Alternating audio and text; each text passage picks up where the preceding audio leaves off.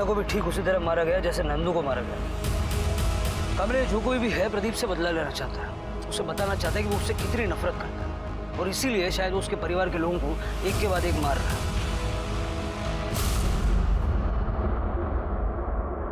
कमले, मैंने देखा है कि विराज भी प्रदीप के परिवार से काफी नफरत करता है।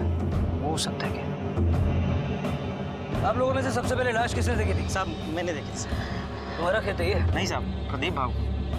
तुम यहाँ क्या कर रहे थे? साहब मैं उन्हीं के यहाँ काम करता हूँ, जैसे मालिश करना, गाड़ी की साफ सफाई करना। उन्हीं के घर के लिए सब्जी लेने आया था तो लाश देखी साहब।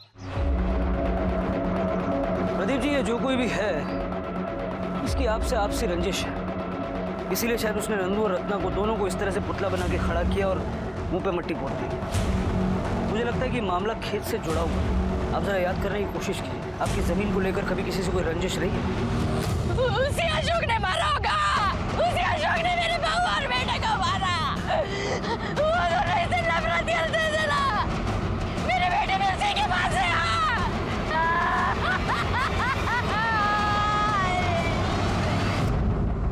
क्या रे, तो आधा घंटा बोल के निकल गया था, अभी 2 घंटे हो गए, किधर गया था? अरे एक काम निकला था यार।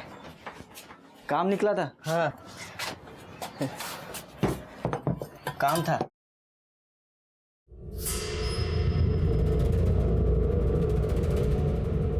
तू झूठ बोल रहा है ना? मेरे से कुछ तो छुपा रहा है। मित्र मानतोस ना मला? बोल। यार राकेश, मुझसे बहुत बड़ी गलती हो गई यार। गलती? कौन सी गलती? एक के बाद एक होती हत्याओं ने पुलिस की रातों की नींद उड़ा दी। इन्वेस्टिगेशन भी तमाम उम्मीदें जगाते हुए घूमकर शून्य पर आकर रुक जाती। नंदू और रत्ना की लाश को देखकर विराज का थूकना उसे पुलिस की नजरों में ले आया। और संतोष ने आखिर ऐसा क्या किया था जिसकी वजह से वो इतना घबराया हुआ था? क्या ये पूरा षड्यंत्र अशोक ने रचा था या फिर नागेश ने अपना पुराना बदला लिया था? सर, अशोक ने जिस दुकान पे शॉपिंग की थी ये उसका डुप्लीकेट बिल है। सर, उसने दूल्हा और दुल्हन का जोड़ा खरीदा था, लेकिन सर एक अजीब बात है, उसने 2 नहीं बल्कि 3 लोगों की बुकिंग कराई थी। मतलब अशोक और स्वाति का भाग के शादी करने का प्लान था और इस प्लान में कोई तीसरा भी इन्वॉल्व है। सर आप लोग मुझे फिर यहाँ पर ले आए, मैंने सब बताया तो। ये शादी का सामान किसके लिए खरीदा था? सर ये मैंने स्वाति के लिए खरीदा था सर। हम लोगों को समझ में आ गया था कि उसके घर वाले हमारी शादी नहीं होने देंगे, इसलिए हम लोगों ने छुप के शादी करने का प्लान बनाया था। पर उसके 1 दिन पहले ही स्वाति गायब हो गई सर। स्वाति का गायब होना भी तुम्हारे प्लान का हिस्सा है, क्योंकि तेरे और स्वाति के भागने की खबर नंदू और रत्ना को लग गई थी। उन्होंने तुम्हें रोकने की कोशिश की और इसीलिए तुम लोगों ने अपने साथ एक तीसरे को मिलाया और नंदू और रत्ना को रास्ते से हटा दिया। नहीं सर, स्वाति उन लोगों की बहुत इज्जत करती थी। एक बार जब नंदू ने मुझे और स्वाति को साथ में पकड़ा था और मारा था तब स्वाति ने मुझे रोका था पुलिस कंप्लेंट करने से। हम ऐसा सोच भी नहीं सकते हैं सर। शादी तो तुम दोनों ही करने वाले थे ना, लेकिन होटल तो 3 के लिए बुक किया था। ये तीसरा कौन है? सब अशोक मेरा ही बेटा है। सब मैंने ही अपनी वकील को बोल के उनकी शादी के लिए 1 महीना पहले ही अर्जी दी थी कोर्ट में, और उनके साथ होटल में भी मैं ही रहने वाला था। सब अगर ये शादी आप ही करवा रहे थे तो ऐसे चुपचाप करवाने की क्या जरूरत थी? बिरादरी के सामने, समाज के सामने धूमधाम से मनाने की क्यों नहीं सोची? साहब मैं एक मामूली आदमी हूँ और स्वाति के बाप और उसका बड़ा भाई बहुत पैसे वाले आदमी। कहीं शादी में वो बवाल ना खड़ा कर दे, इसलिए मैं चुप करके शादी कर रहा था। कामले, बाप बेटे की बातों पे भरोसा नहीं किया जा सकता। फिलहाल इनको छोड़ दो और जरा पता लगाओ कि अशोक और स्वाति की शादी में कोर्ट में गवाही कौन कौन देने वाला था। Okay sir. सर, रत्ना की पीएम रिपोर्ट। रत्ना की पीएम रिपोर्ट के हिसाब से रत्ना की हत्या भी सिमिलर हथियार और सिमिलर पैटर्न से हुई, ठीक वैसे जैसे नंदू को मारा गया। कामले, मुझे लगता है कि कातिल ने शायद इसलिए नंदू और रत्ना के मुंह पे मिट्टी लगा के उनको खेत में बिजुगा बना के खड़ा किया ताकि हमारे शक की सुई उसके कर्जदार और किसान मजदूरों की तरफ घूम जाए। या फिर यह भी हो सकता है कि उसका प्रदीप के खेत, गांव की मिट्टी और बिजुगा से कोई गहरा संबंध हो। लेकिन कौन हो सकता है ये? विराज, जब नंदू और रत्ना की बॉडी मिली तब जिस नफरत से वो देख रहा था और जिस तरह से उसने जमीन पे थूका था। हो सकता है सर। सर, विराज और नंदू ये दोनों अक्सर साथ रहा करते थे। सर, विराज के रहते नंदू गायब हो जाता और उसे पता भी नहीं चलता। सर, ऐसा कैसे हो सकता है? और सर, इन्वेस्टिगेशन से सामने आया है कि नंदू और रत्ना विराज को टॉर्चर किया करते थे। सर, कहीं विराज नहीं तो? सर, मुझे लगता है कि हमें इस विराज को उठा लेना चाहिए। नहीं कमला, विराज को उठाने से पहले शंकर को उठाओ। शंकर से हम विराज की सारी हिस्ट्री निकालेंगे ओके सर। नागेश मोहिते के बारे में कुछ पता चला? सर गांव वालों से उसके बारे में पूछताछ की है। उनका कहना है कि उसका कोई एक ठिकाना नहीं है। खबरियों को अलर्ट कर दो, उनसे कहो कि नागेश जैसे ही गांव में दिखाई दे सबसे पहले हमें पता चलना चाहिए। तब तक मैं देखता हूँ कि इस विराज की नफरत किस हद तक जा सकती है।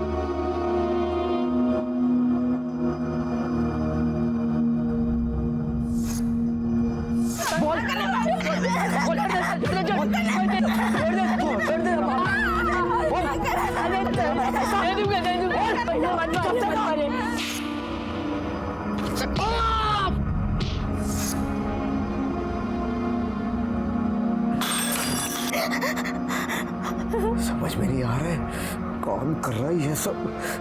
लगता है पूरा गांव हमारे खिलाफ गया है।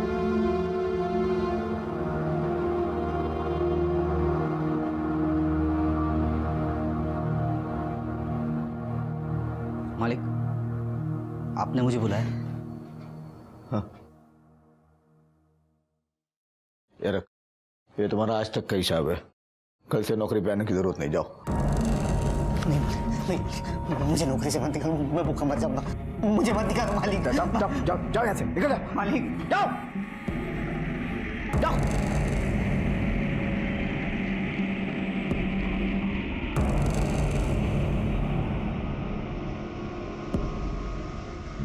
प्रदीप के लिए दुश्मन को पहचानना मुश्किल था, क्योंकि उसने पूरे गांव पर ही अत्याचार किए थे। उधर पुलिस के पास संदिग्धों के नाम पर विराज, राकेश, अशोक, संतोष और नागेश के साथ साथ और भी नाम जुड़ते जा रहे थे। पर देखा जाए तो सारा का सारा गांव ही संदिग्ध था।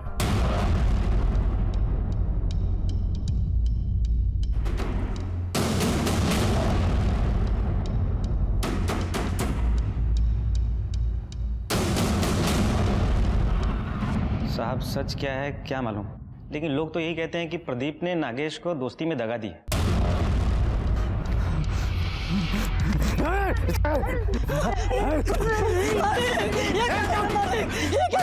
बता मेरी बेटी का है, नहीं तो तेरे बेटे को जान से मार दूंगा मैं। मुझे मालूम नहीं आपकी बेटी का है मालिक। साहब एक जमाने में विराज का बाप नागेश इस गांव का सबसे बड़ा जमींदार था। 230 एकड़ जमीन थी उसके पास। कुछ दिखावे में, कुछ शराब में और बची खुची जमीन अभिलाषा नाम की औरत ने लुटा दिया। आज हालत ये है कि भिखारी बना घूमता है और प्रदीप के कर्जे से गांव का एक भी घर नहीं बचा साहब। मालिक छोड़ दो मेरे बेटे को। आपके पास जमीन जायदाद मेरा सब कुछ आपके पास ही है मालिक। बस मेरे बेटे को लौटा दे मालिक।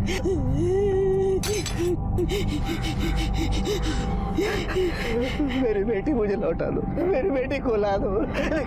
तेरी जमीन वापस करता हूँ, तेरा कर्जा माफ करता हूँ, लेकिन मेरी बेटी को मेरे ला दो। आज शपथ मालिक, मला माहिती नाही आपकी बेटी का है। स्वाति का है? मेरी बेटी का है बता रहा। तेरे बैल वापस करता हूँ मैं। मेरी बेटी मुझे ला दे। मुझे नहीं मालूम मालिक, मुझे नहीं मालूम। बता रहा मेरी स्वाति का है? मेरी बेटी क्या, बता दो मेरी बेटी ला दो। साहब इसीलिए विराज अंदर ही अंदर उबलता रहता है। प्रदीप के यहाँ नौकरी करना तो उसकी एक मजबूरी है, नहीं तो हम जैसे गरीबों के साथ उसकी बहुत हमदर्दी है साहब। साहब विराज नंदू पे बहुत गुस्सा था, नफरत करता था उससे। क्यों? क्योंकि सर विराज के बच्चे के एडमिशन के लिए उसको 40,000 रुपये की जरूरत थी, जो नंदू ने आखिरी तक नहीं दिया। नंदू और रत्ना ने मिल के उस बेचारे को घुमाते रहते साहब।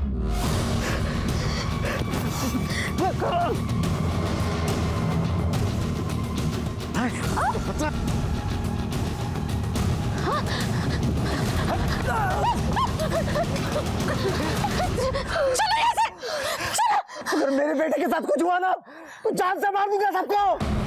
आग लगा दूंगा गांव में। एक भी बच्चा जिंदा नहीं छोड़ूंगा इस गांव में। ध्यान याद रखना।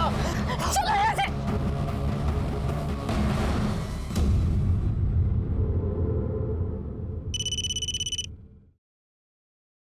हेलो, ठीक है हम लोग पहुंच रहे हैं। सर, गांव के लोग प्रदीप की जान लेने पे उतारू हैं। क्या?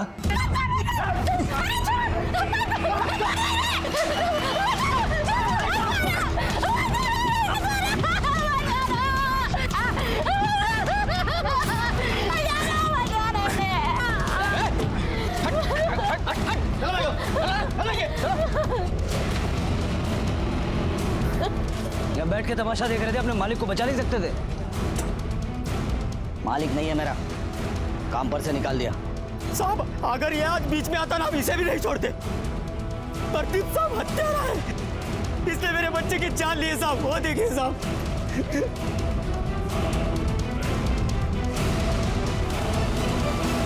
साहब, प्रदीप ने कुएं के पानी में जहर मिलाया है, मैंने खुद देखा है। ये तो प्रदीप है, ये यहाँ क्या कर रहा है?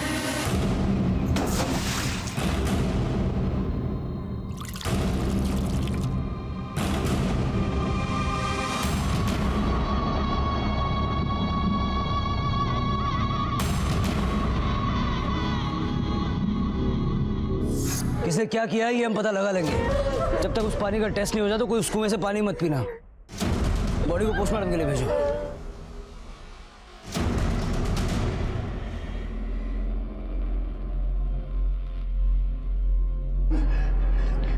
बताइए, कुएं के पानी में जहर मिलाया था आपने? साहब, इन्होंने कुछ नहीं किया। मेरी बात का यकीन कीजिए, अपने बेटे और बहू को खोने की वजह से ये बहुत टूट गए हैं अंदर से। अपनी बेटी स्वाति के लिए बहुत परेशान है ये। बताइए, कुएं के पानी में जहर क्यों मिलाया आपने? ये झूठ है, मैंने नहीं जहर मिलाया। मैं तो अपनी बेटी को ढूंढ रहा था, न जाने वो कहाँ है। वो जिंदा भी है या उसे भी मार दिया है। अच्छा होगा अगर कुछ दिन आप घर से बाहर ना निकलें।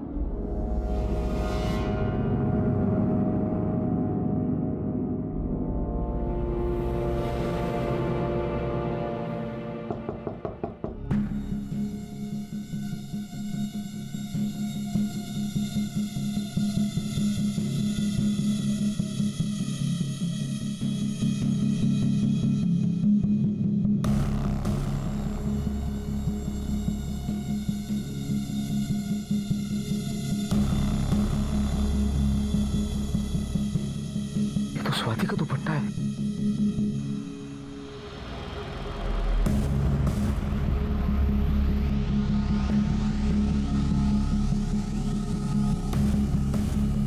कौन है? कौन है? स्वाति, चंद्रा, चंद्रा। स्वाति का दुपट्टा है। जिस दिन वो गायब हुई थी उसने यही पहना था। आई हम आ रहे हैं अभी। हाँ हाँ, आपके पास कैसे है ये? हाँ, कहाँ है स्वाति? कहाँ है स्वाति? बोलिए ना। मैं उसे ढूंढ के लाता हूँ। स्वाति, स्वाति, स्वाति, स्वाति। सुनिए ना, कहाँ जा रहे हैं आप? स्वाति। सर, कुएं का पानी पीने से जिन लोगों की मौत हुई थी उनके पेट में और कुएं के पानी में सेम तरह का कीटनाशक मिला है। सर, इस कीटनाशक की वजह से इंसान का दम घुटने लगता है और उसकी मौत हो जाती है। कांबळे, इस एरिया में जितने भी पेस्टिसाइड डीलर हैं सबसे पूछताछ करो, कब, किसने और कितनी मात्रा में ये पेस्टिसाइड खरीदा है। Okay sir. स्वाति, स्वाति, स्वाति, स्वाति, स्वाति, स्वाति।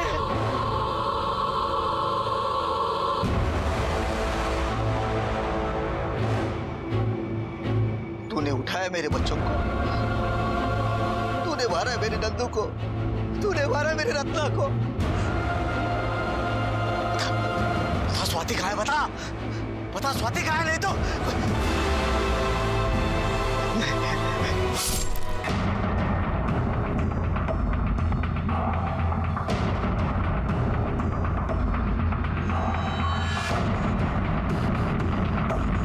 जाओ, हटो, हटिए आप लोग, हटिए, चलिए पीछे, पीछे चलिए।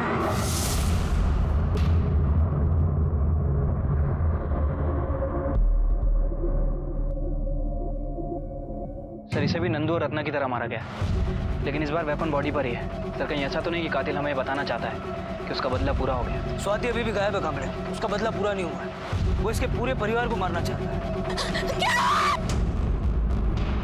थमा दिखा।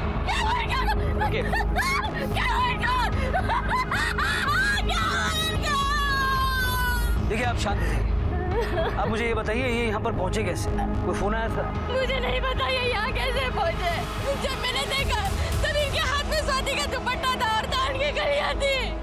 मुझे बोल कर निकले थे मैं स्वाति को ढूंढने जा रहा हूँ। कमले, ये जो कोई भी है बहुत शातिर है। इसने प्रदीप को यहाँ बुलाने के लिए स्वाति का दुपट्टा यूज किया ताकि हम उसको ट्रेस ना कर पाए। सर ऐसा भी हो सकता है कि कातिल ने कीटनाशक मिलाया कुएं में, ताकि गांव के लोग प्रदीप पे शक करें और फिर इसे मार दें। जल्द से जल्द उस पेस्टिसाइड के डीलर को ढूंढ निकाल और बॉडी को पोस्टमार्टम के लिए भेजो।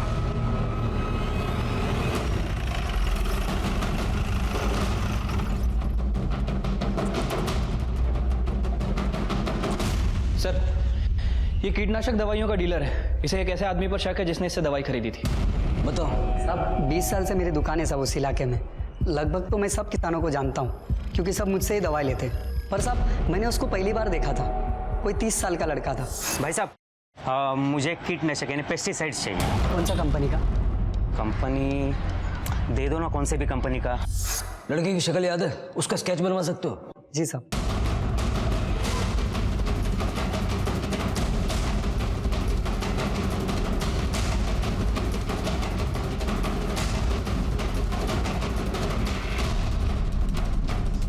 सर ये रहा उस लड़के का स्केच।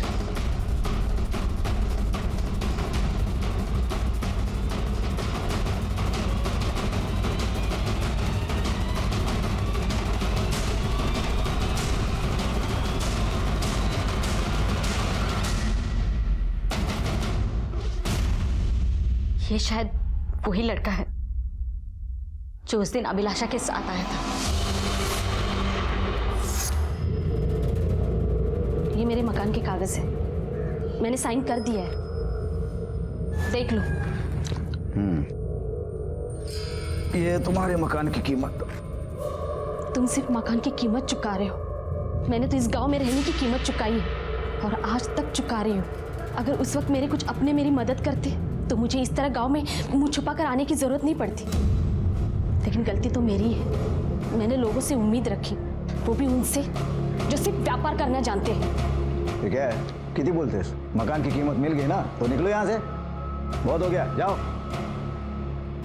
अभी बहुत हुआ कहाँ है, अभी बहुत कुछ होना बाकी है। अपना फायदा हो गया ना। अरे आधे से भी कम कीमत में मकान मिल गया उसका। ये उसके मकान के पेपर्स है जो वो लेकर आई थी। इसमें उसकी फोटो और उसके शहर के घर का पता है।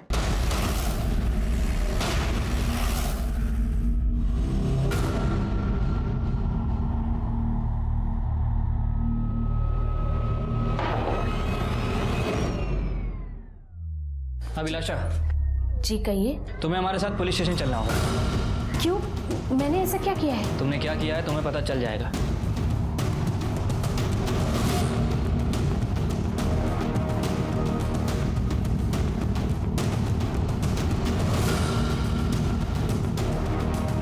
वो लड़का कहाँ है जिसके साथ तुम मदनपुर आई थी? वो पुणे गया है। ठीक है, तुम मिल गई, वो भी मिल जाएगा। नागेश को कहाँ छुपा रखा है? झूठ बोलने की कोशिश मत करना क्योंकि हम जानते हैं नागेश तुमसे मिला हुआ है। विराज ने उस दिन गांव की मार्केट में तुम्हें देख लिया और उस दिन से 4 लोग गायब हैं, नंदू, रत्ना, स्वाति और नागेश। उस दिन प्रदीप को अपना मकान बेचकर वो रुपए लेकर मैं बाजार से निकल ही रही थी, तभी अभिलाषा अभिलाषा, मुझे अपने साथ ले चलो ना तुम। देखो मेरी जिंदगी नरक हो गई है तुम्हारे बिना। और जो मेरे साथ हुआ था वो भूल गए? क्या हुआ था तुम्हारे साथ?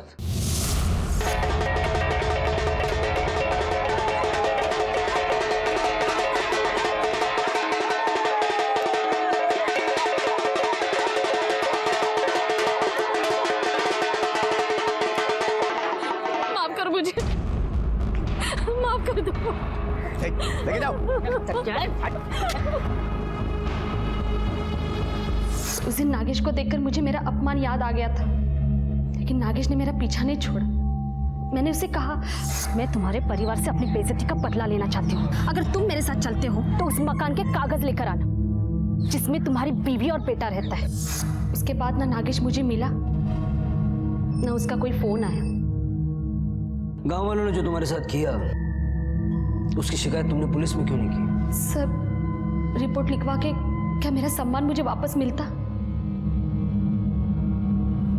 तो इस तरह से तुम अपना अपमान भूली नहीं थी, और जब गांव वापस आई तो सब याद आ गया, और गांव वालों से बदला लेने के लिए तुमने कुएं के पानी में पेस्टिसाइड मिला दिया।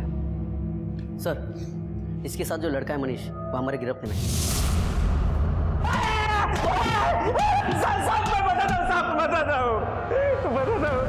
अभिलाषा के कहने के ऊपर मैंने वो दो गोली कुएं में डाली थी। इसकी और अभिलाषा की चार्जशीट फाइल करो। सर, हमारा खबरी रघु आया है। उसका कहना है कि प्रदीप की फैमिली के कत्ल से जुड़ी हुई उसके पास खास खबर है। ये तो राकेश और संतोष है, ये तीसरा कौन है? साहब, ये मुंबई का सुपारी किलर है, बंटी नाम है इसका। मैंने इन तीनों को सांगली मार्केट में साथ में देखा था। कुएं में जहर की गुत्थी तो सुलझ गई थी। अभिलाषा ने अपने बदले की वजह से कई लोगों की जान ले ली, लेकिन नंदू, स्वाति, रत्ना और नागेश के मामले में कोई सुराग हाथ नहीं लग पाया था।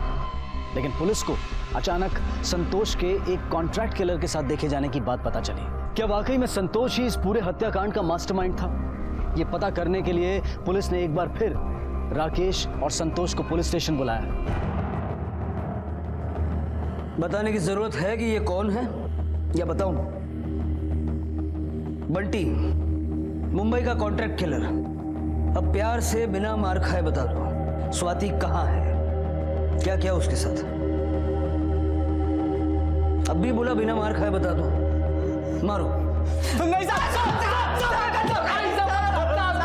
मैंने कुछ नहीं किया साहब। साहब जो भी किया इसलिए किया साहब, इसमें मेरा लेना देना कुछ नहीं है साहब। मारो मत साहब, गलती हो गई साहब। वो रत्ना के केस की वजह से मेरा जीना हराम हो गया। मेरी छोटी बहन है, उसकी शादी करनी थी, लेकिन वो भी टूट गई। पैसा नहीं, कुछ नहीं। मैं बोला दुकान बेच के उसकी शादी करेंगे, चलो। ताला लगा तो लगा, बेचने जाऊँ तो कोई लेना नहीं था। वो नंदू ने सबको धमकी दी थी कि कोई संतोष का दुकान लेगा ना तो उसका जीना हराम करेगा। फिर बहन की शादी टूटी।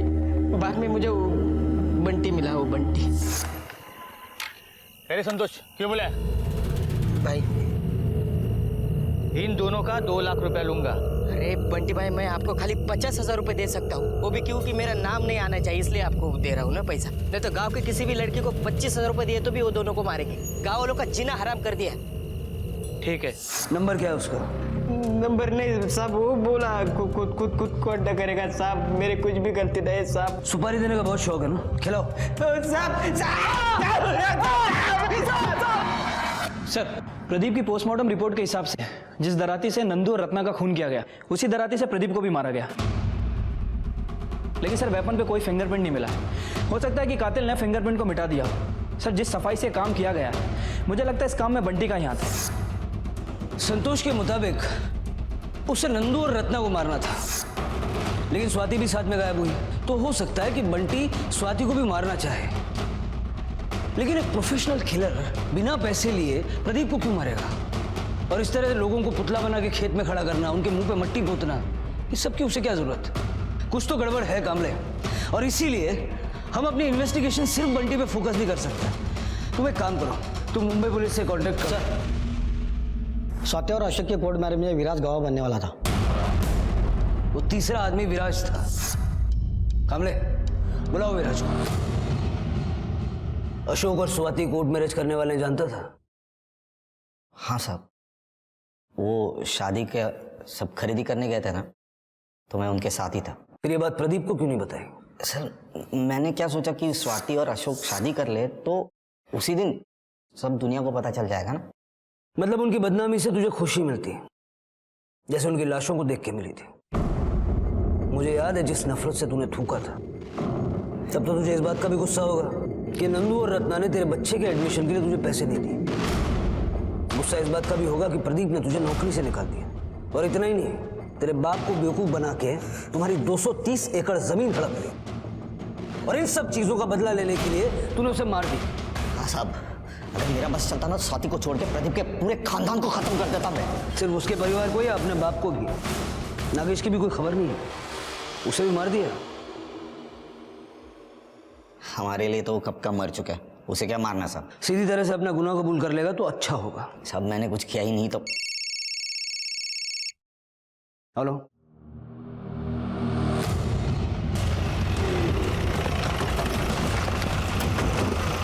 साहब इस तरह, यही रुको।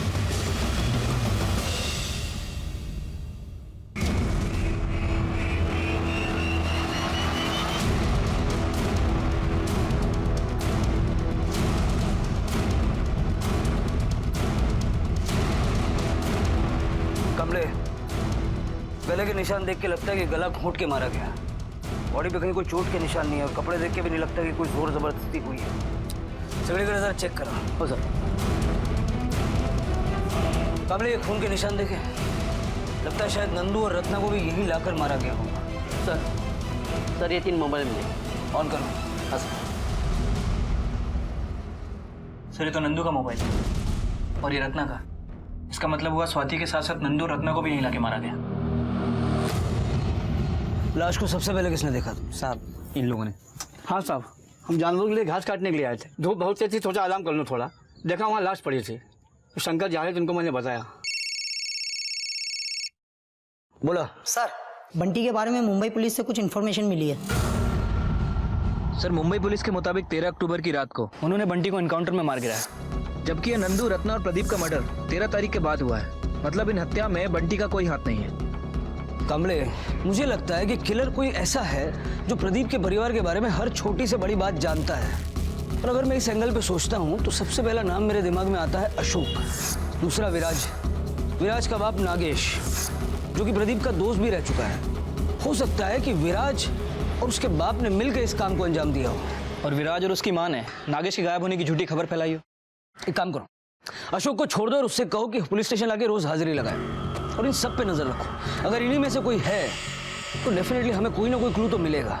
और चंद्रा के घर के बाहर अपना एक आदमी सिविल कपड़ों में लगा दो, कातिल उसे भी नुकसान पहुंचाने की कोशिश कर सकता है। Okay sir. पुलिस ने सबको खुला छोड़ दिया और सब पर नजर रखना शुरू किया ताकि कोई एक गलती करे और पुलिस उसे दबोच ले। इसी दौरान नागेश, जो नंदू, रत्ना और स्वाति के लापता होने वाले दिन से ही गायब हुआ था, उससे जुड़ी एक अहम जानकारी पुलिस के हाथ लगी।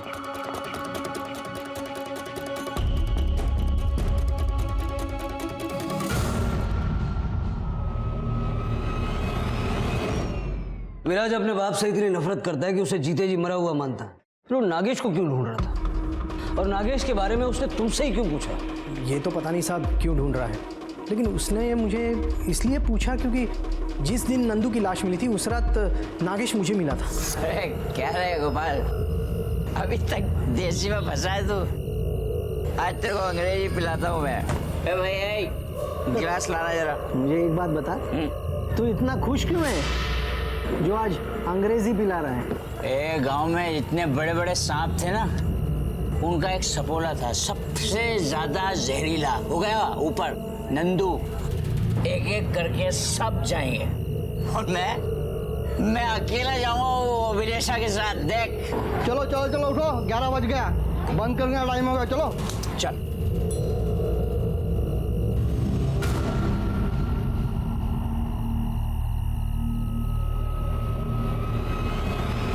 उसके बाद हम बातें करते टहलते नागेश के घर तक चले गए। चल तू अब सो जा, मैं निकलता हूँ। अरे आज नींद किधर आने वाली है रे, एक बहुत जरूरी काम है वो करना है। तू जा तू जा। उसने बताया कौन सा काम निपटाना चाह रहा था? मतलब उस दराती के बारे में या अभिलाषा के बारे में या प्रदीप और उसकी फैमिली के बारे में? नहीं साहब। ठीक है, जाओ। कमले, अगर इस गोपाल की बात को सच माने तो 11 बजे तक नागेश अपने घर गया, जबकि सुनीता ने हमसे कहा कि वो 9 बजे के बाद आया ही नहीं। रात को 9 बजे के आसपास देखा था, उसके बाद से कहाँ है मालूम नहीं। अगर ये गोपाल सच बोल रहा है तो फिर सुनीता हमसे झूठ क्यों बोल रही? सर हो सकता है कि नागेश को सुनीता और योगेश ने बाद में देखा ही ना हो। और वैसे भी उन दोनों को उसकी कुछ ज़्यादा पड़ी नहीं है। सर ये स्वाति की पीएम रिपोर्ट। सर रिपोर्ट के हिसाब से स्वाति की मौत गला घुटने की वजह से हुई है और कोई भी सेक्सुअल असॉल्ट भी नहीं हुआ है। मतलब कातिल प्रदीप रत्ना और नंदू से जितनी नफरत करता था उतनी स्वाति से नहीं करता। ये विराज हो सकता है क्योंकि वो शादी में भी इन्वॉल्व था। सर कहीं ये काम ये दोनों बाप बेटे मिलकर तो नहीं कर रहे? चलो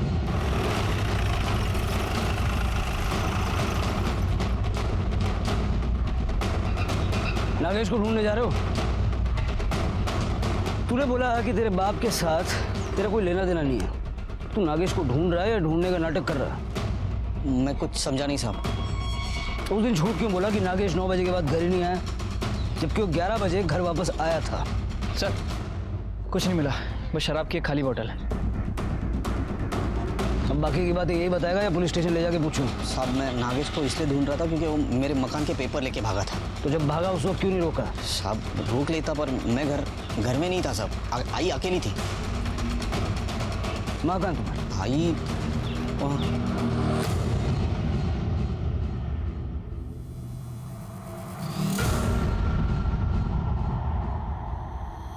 ये नागेश जब घर के पेपर लेके भागा तो आपने रोका क्यों नहीं?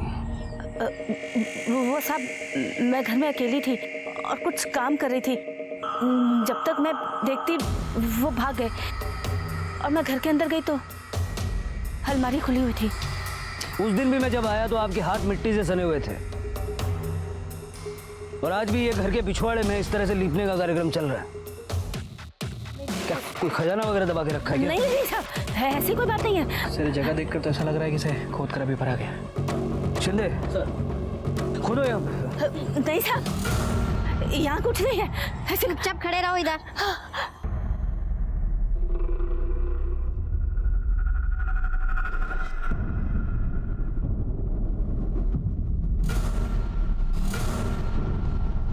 शिंदे बॉडी निकालो,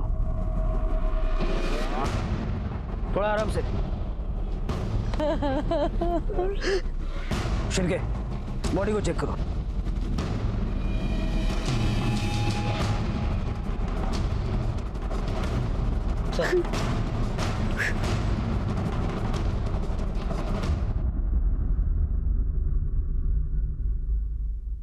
आई ये तूने क्या किया?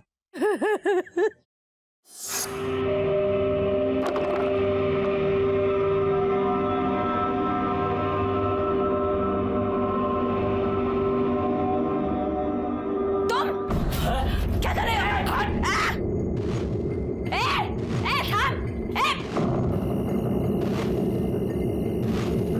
अरे थामा!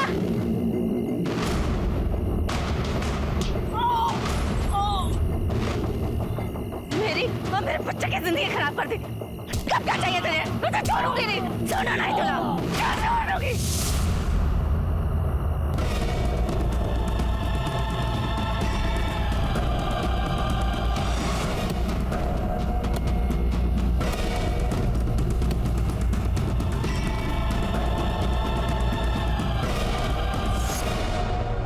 और उसके बाद जब विराज घर आया तो आई क्या गई तू जागी?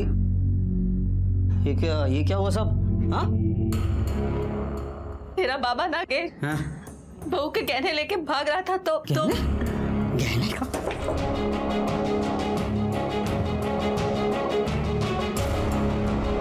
अरे वो गहने नहीं, मकान के पेपर लेके भागा है उसकी माशूका को देने के लिए। हाँ अभिलाषा को आज मेरे गांव में देखा था। आज मरा, आज मरा। क्यों चला है ना? चलो उठिए।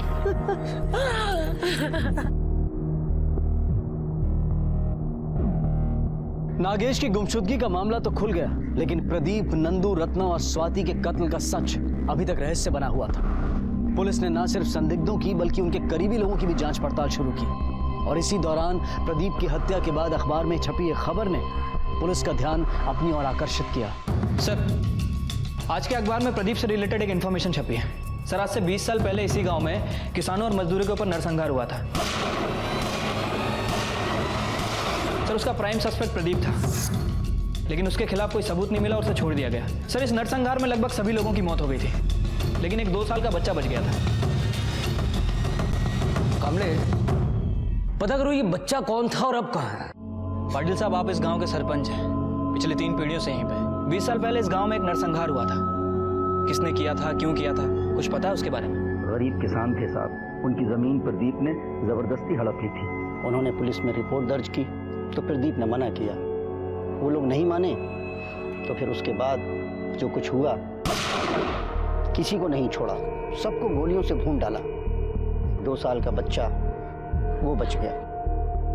वो बच्चा कहाँ है, कौन है, पता है उसके बारे में? हाँ, इसी गांव में है, बहुत मेहनती है।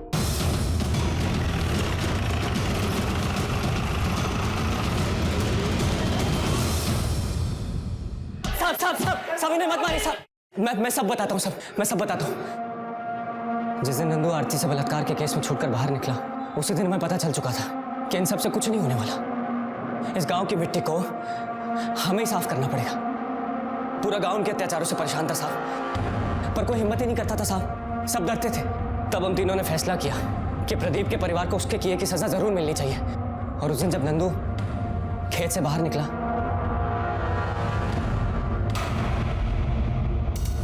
उसके बाद हमने नंदू को उसी के खेत के पुराने घर में, जो कई सालों से बंद पड़ा था, उसमें बांध कर डाल दिया।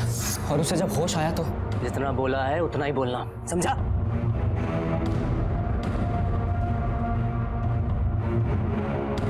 हेलो रत्ना, आज जरा 40,000 रुपए लेके खेत पे आ जाना। मुझे किसी को पैसे देने हैं तो मैंने उसको इधर ही बुला लिया है। साहब, हम सिर्फ रत्ना को वहां पर बुलाना चाहते थे, पर उसके साथ स्वाति भी वहां पर आ गई। भाव तो कहीं नहीं दिखाई दे रहे।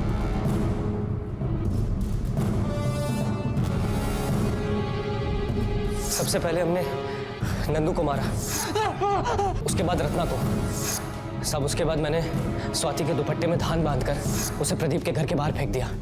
मुझे पता था कि प्रदीप उस दुपट्टे को देखकर खेत में जरूर आएगा। वो आया भी। साहब, स्वाति बहुत अच्छी लड़की थी, हम उसे मारना नहीं चाहते थे, पर हम मजबूर थे, उसे मारना पड़ा। साहब, 20 साल पहले प्रदीप ने इन्हीं खेतों के चक्कर में मेरे परिवार का कत्ल कर दिया था, और कोई गवाही ना दे पाए, इसलिए उन सालों ने गाजर मूली की तरह उन सबको भून दिया। सिर्फ नागेश का कहीं नहीं, बल्कि पूरा गांव उजाड़ के रख दिया उन लोगों ने। अब ऐसे में अगर किसान की मदद कोई नहीं करेगा तो किसान कहाँ जाएगा? बोलिए साहब। ये जो कुछ करने की जो हिम्मत थी, वो अगर तुमने सही दिशा में लगाई होती तो किसानों का कुछ भला हो जाता। लेकिन अब न किसानों का भला होगा न तुम लोगों का। अब जो तुमने किया है उसके लिए तुम सारी जिंदगी जेल में काटोगे। प्रदीप ने कभी नहीं सोचा होगा कि जिस जमीन, जिस मिट्टी के लालच में वो लोगों का खून करने से भी नहीं कतराता था, एक दिन वही जमीन उसका भी खून मांग लेगी। पूरा परिवार तबाह हो गया, छत से कूदकर अपनी जान दे दी। जगताप, कैलाश और राजन को प्रदीप के परिवार की हत्या के लिए, सुनीता को नागेश के कत्ल के लिए, और अभिलाषा और मनीष को मासूम बच्चों और गांव वालों की हत्या के लिए गिरफ्तार किया गया। ये सभी इस वक्त न्यायिक हिरासत में हैं। काश के इंसान जिस गति से तरक्की और समृद्धि की ओर भाग रहा है, अगर उसका 10वां हिस्सा भी इंसानियत की ओर चले तो वो एक दूसरे का सहारा बन सकता है। इसी विचार के साथ अब मैं अनूप सोनी आपसे विदा लेता हूँ। फिर मुलाकात होगी अगले एपिसोड में एक और चौंका देने वाले केस के साथ। तब तक अपना और अपने परिवार का ख्याल रखें और देखते रहें क्राइम पेट्रोल डायल 100। सबक एक को सीख हम सबको। जय हिंद।